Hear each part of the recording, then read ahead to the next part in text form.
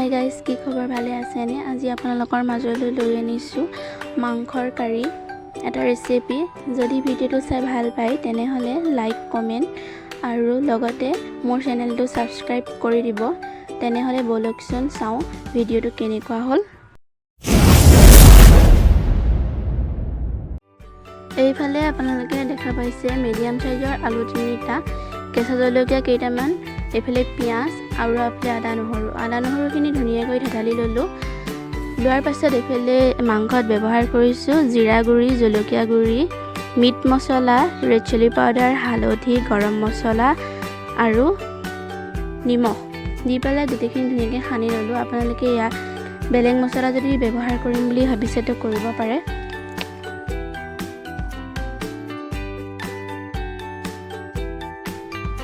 তেলখিনি গৰম হোৱাৰ পাছত দিছোঁ পিঁয়াজখিনি আৰু ৰঙা হৈ যোৱালৈকে ভাজি থাকিলেই হ'ল। তাৰ পাছত ইয়াত দিম আদা নহৰু পেষ্টখিনি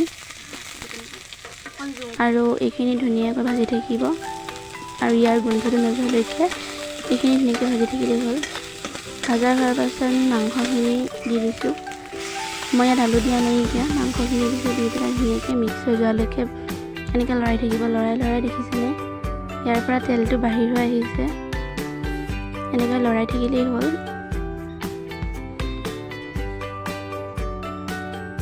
ইয়াৰ পৰা তেলখিনি ধুনীয়াকৈ বাহিৰ হৈ আহিছে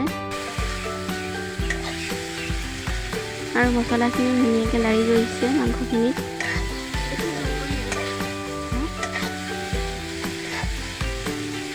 দেখা পাইছেনে লৰাই ধুনীয়া হৈ গৈছে কালাৰটো। আৰু এনেকুৱাতে আমি ইয়াত দিছোঁ আলুখিনি আৰু আলুখিনিও ধুনীয়াকৈ মিক্স হৈ যোৱালৈ লৰাই থাকিলেই হ'ল।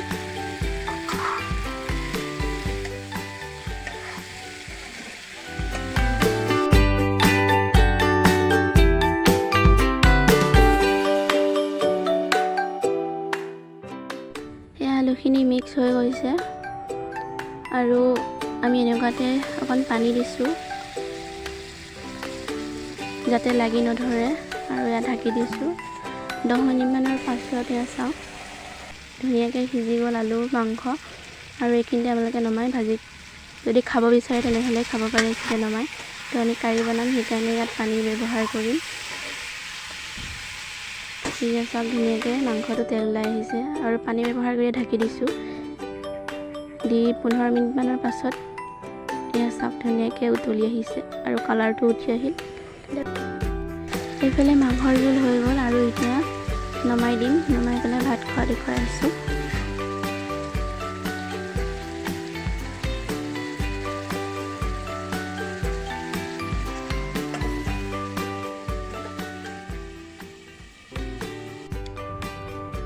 কেনেকুৱা হৈছে মাংস?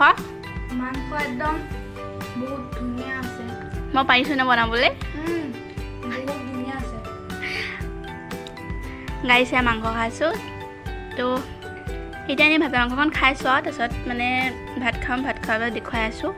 আৰু এইটো আমাৰ ওচৰৰ ভাইটি হয়, সি তাক আজি ভাত খাবলৈ মাতিছোঁ, সেইকাৰণে মানে আপোনালোককো দেখুৱাই দিওঁ বুলি ভিডিঅ'টো বনালোঁ। কেনেকুৱা পালে চাই ক'বচোন। এইফালে মাংসৰ তৰকাৰী হৈ গৈছে আৰু এতিয়া নমাই দিম। এইফালে ভাত খাব বহিছোঁ মা, ভাইটি আৰু মই, আৰু ভাইটি মাকো আহিছে।